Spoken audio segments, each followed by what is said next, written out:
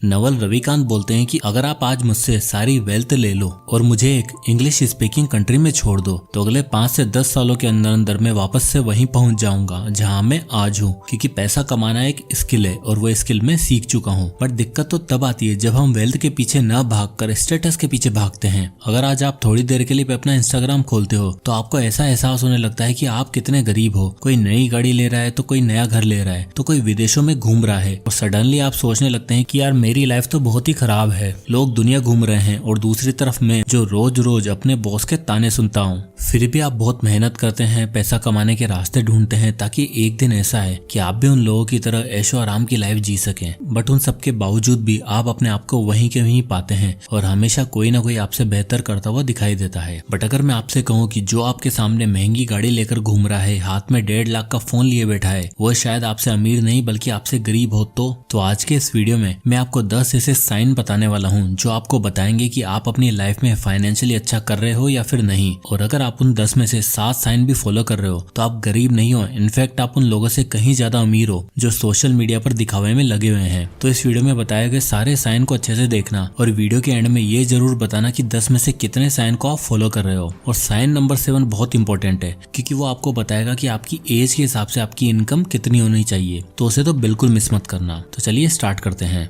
Sign number 1, debt free lifestyle. दोस्तों, आपको आपकी गर्लफ्रेंड दिन भर में इतने फोन नहीं करती होगी जितने फोन ये लोन देने वाले कर देते हैं, क्योंकि आज गर्लफ्रेंड मिलना बहुत मुश्किल है बट लोन मिलना चुटकियों का खेल है। और आई एम श्योर आपसे हर कोई बोलता होगा कि क्या ये बाइक लेकर घूम रहा है, ईएमआई पर कार क्यों नहीं ले लेता या फिर होम लोन लेकर घर क्यों नहीं बनवा लेता। इस रिपोर्ट को ही देख लीजिए। इसके अकॉर्डिंग भारत में जो लोअर इनकम वर्कर हैं उनके द्वारा अनसिक्योर्ड लोन काफी लिए जा रहे हैं। अनसिक्योर्ड लोन का मतलब ऐसे लोन है जिसके बदले में आपको कुछ भी गिरवी नहीं रखना होता, बस आपको बैंक जाना है, बैंक वालों से बोलना है कि मेरी सैलरी 20 से 25 हजार है और वो आराम से आपको लोन दे देंगे। और इसी रिपोर्ट में बेंगलोर में रहने वाले एक कुक जिसकी सैलरी 25 हजार थी, उसने बैंक से लोन लिया और लोन से 75 हजार की मोटरसाइकिल, 45 हजार का आईफोन और 5 हजार के एडिडास के शूज और 5 हजार की एक चमचमाती घड़ी उठा के ले आया, यानी 1,30,000 रुपए खर्च कर दिए। और यही लोन लेने की आदत एक मिडिल क्लास इंसान को बर्बाद कर देती है। तो अगर आपके ऊपर कोई भी लोन नहीं है और इवन फ्यूचर में भी आप उतना ही लोन लेने वाले हो जितना आप मैनेज कर सकते हो, तो ये अच्छा साइन है कि आप उन लोगों से कहीं ज्यादा रिच हो और आप एक सिक्योर डेट फ्री लाइफस्टाइल जी रहे हो। अपने लोन को मैनेज करने के लिए आप 30% ईएमआई रूल को भी इस्तेमाल कर सकते हैं। इसके अकॉर्डिंग आपकी मंथली ईएमआई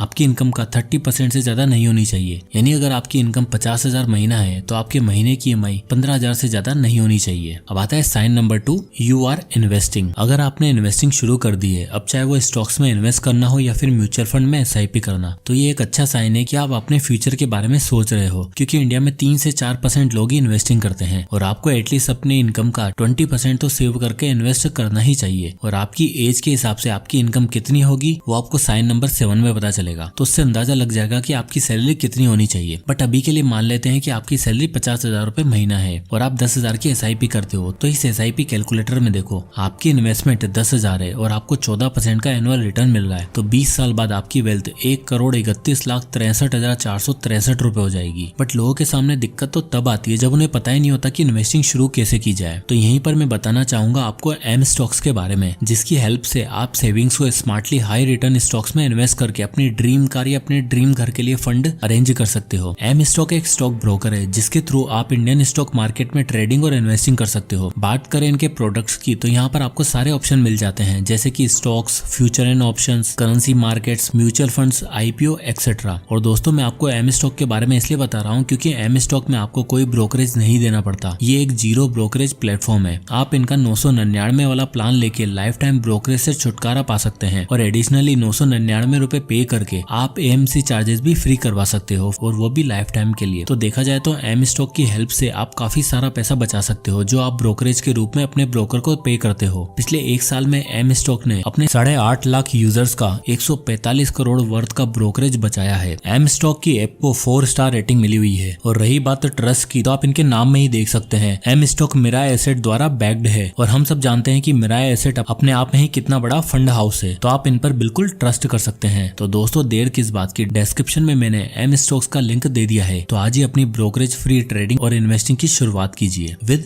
एम स्टॉक। अब आता है sign number 3, you have money in savings. Times of India की इस रिपोर्ट को देखिए। इसके अकॉर्डिंग 75% इंडियंस के पास कोई भी इमरजेंसी फंड नहीं है, यानी कि उनके घर पर अचानक कोई ऐसी सिचुएशन आ जाती है जहाँ उन्हें पैसे की जरूरत पड़ती है तो उनके पास कोई भी फंड नहीं है, यहाँ तक कि उनके पास EMI भरने तक के पैसे भी नहीं होंगे। और इस रिपोर्ट में ये भी बताया गया है कि हमारा आजकल का यूथ अपने माँ बाप को ही इमरजेंसी फंड मानता है और जब इमरजेंसी सिचुएशन में पैसों की जरूरत होती है तो उन्हें अपने पेरेंट्स के सामने हाथ फैलाने पड़ते हैं। आपके बैंक अकाउंट में एटलीस्ट 6 महीनों का इमरजेंसी फंड पड़ा होना चाहिए। इमरजेंसी फंड एक ऐसा फंड है जो इमरजेंसी की सिचुएशन में आपकी हेल्प करता है, जैसे अचानक आपकी जॉब चली गई या फिर हेल्थ इश्यू की वजह से आप काम पर नहीं जा सकते और आपकी इनकम बंद हो चुकी है या फिर कोई बड़ा खर्चा एकदम से आपके ऊपर आ गया है, तो ऐसी सिचुएशन में इमरजेंसी फंड आपको सिक्योर करता है। अब मान लो आपके महीने का खर्चा है 30,000 रुपए, तो 30,000 मल्टीप्लाई बाय 6 होगा 1,80,000 रुपए। तो अगर अभी आपके बैंक अकाउंट में 1,80,000 रुपए पड़े हैं तो आप भारत के 75% लोगों से तो एटलीस्ट अमीर हो ही सही। तो अब आता है sign number 4, you pay bills on time. अगर आप महीने के लाखों रुपए नहीं कमाते हैं, स्टिल अगर आप अपने बिल्स जैसे TV, mobile, light, credit card इन सबके बिल टाइम पर पे करते हो तो आप उन लाखों रुपए कमाने वाले लोगों से काफी बेहतर हो। क्योंकि सच तो ये है कि ज्यादातर लोग अपने बिल्स टाइम पर पे कर ही नहीं पाते, क्योंकि कुछ लोगों की तो इतनी इनकम ही नहीं होती जितने उनके ऊपर बिल्स इकट्ठे हो जाते हैं। मेरा एक फ्रेंड है, उसने दुनिया भर के लोन्स अपने सर पर ले रखे हैं। इवन लोन तो छोड़ो, उसने उधार लेने के मामले में अपने दोस्तों तक को नहीं छोड़ा है। तो जब भी कोई उससे पैसे मांगता है या उसे कोई बिल पे करना होता है तो वो क्रेडिट कार्ड का यूज कर लेता है, और जब उस क्रेडिट कार्ड का बिल भरने की नौबत आती है तो भाई साहब नया क्रेडिट कार्ड उठा लाता है या फिर किसी दूसरे दोस्त से उधार ले लेता है और हमेशा पैसों को इधर उधर घुमाते रहता है। और अगर आप अपने सारे बिल्स टाइम पर पे करते हो तो ये आपके लिए एक अच्छा साइन है। Sign number 5,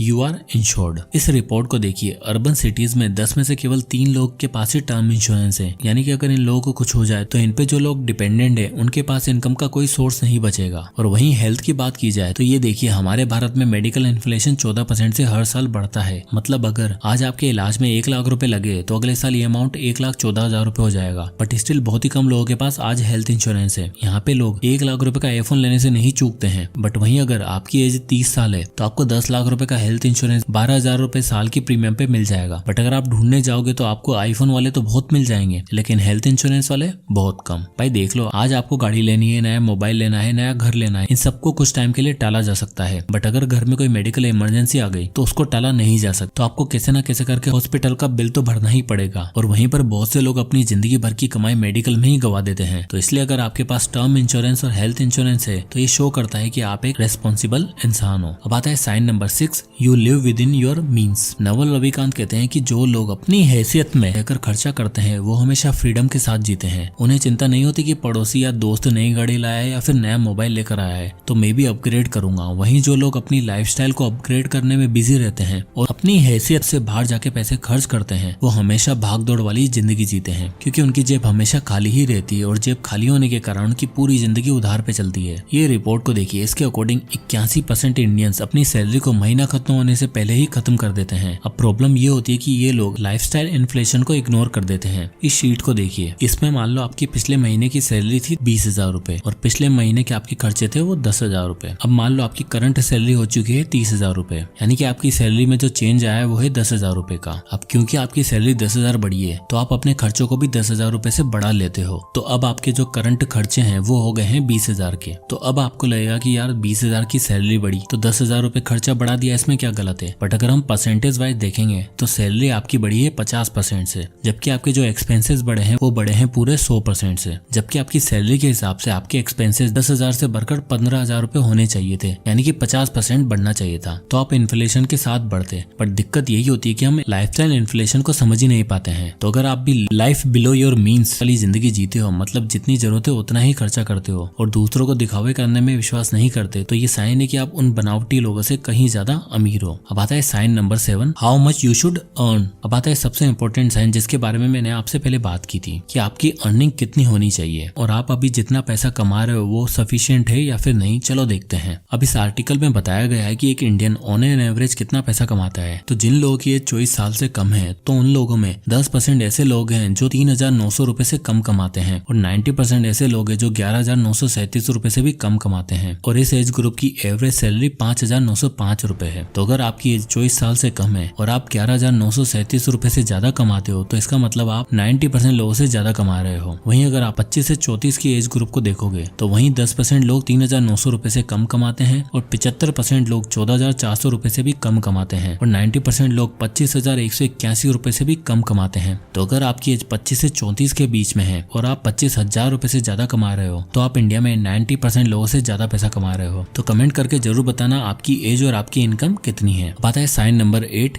your income is growing. अगर आपकी इनकम ग्रो हो रही है और आप अपनी इनकम को बढ़ाने पर जोर दे रहे हो तो एक अच्छा साइन है कि आप फाइनेंशियली फिट हैं, क्योंकि आपको पता है कि अगर आपको लाइफ में फाइनेंशियल फ्रीडम चाहिए और आप पैसों की चिंता किए बिना अपनी लाइफ को अच्छे से जीना चाहते हो तो उसके लिए आपके पास एक अच्छी इनकम होनी चाहिए और समय के साथ साथ आप उन्हें ग्रो करने पर भी ध्यान दे रहे हो और अपने लिए नए नए एसेट्स क्रिएट कर रहे हो। क्योंकि अगर आप एसेट्स पर ध्यान नहीं देकर लायबिलिटीज इकट्ठा करते चले जाओगे तो आप कितना भी पैसा क्यों ना कमा लो, ये लायबिलिटीज आपकी नेटवर्थ को कभी भी बढ़ने नहीं देगी और आज आप जहाँ पर हो सालों बाद भी वहीं पर रहोगे। इसलिए अगर आपकी इनकम ग्रो हो रही है तो आप सही रास्ते पर हो। अब आता है sign number 9, you always use 2x rule for purchasing. अगर आप हमेशा खर्च करने से पहले 2x रूल को फॉलो करते हो तो आप उन्हीं चीजों पर खर्चा करते हो जिन्हें आप अफोर्ड कर सकते हो। 2x रूल का मतलब यह है कि आप उन्हीं चीजों को बाय करते हो जिन्हें आप 2 बार लेना अफोर्ड कर सकते हो। मतलब अगर आपको कोई स्मार्टफोन बाय करना है जो कि 50,000 रुपए का है, पहली बात तो आप उसे EMI पर नहीं लोगे और कैश में इजिली बाय कर सकते हो। और एक बार नहीं, अगर आप उस फोन को 2 बार लेना अफोर्ड कर सकते हो तो इसका मतलब आप इस रूल को अच्छे से फॉलो कर रहे हो। अब यहाँ पर घर और कार के लिए एक्सेप्शन हो सकता है, क्योंकि हम मिडिल क्लास लोगों के पास इतना पैसा होता ही नहीं है कि हम घर को 2 बार खरीद सकें। स्टिल घर और कार के केस में आप अपनी हैसियत के अनुसार ही उन्हें खरीदोगे, बट बाकी चीजों को परचेस करने के लिए आप हमेशा 2x रूल को फॉलो करते हो तो ये साइन है कि आप और स्पेंडिंग नहीं करते। अब आता है sign number 10, you follow the 48 hour rule.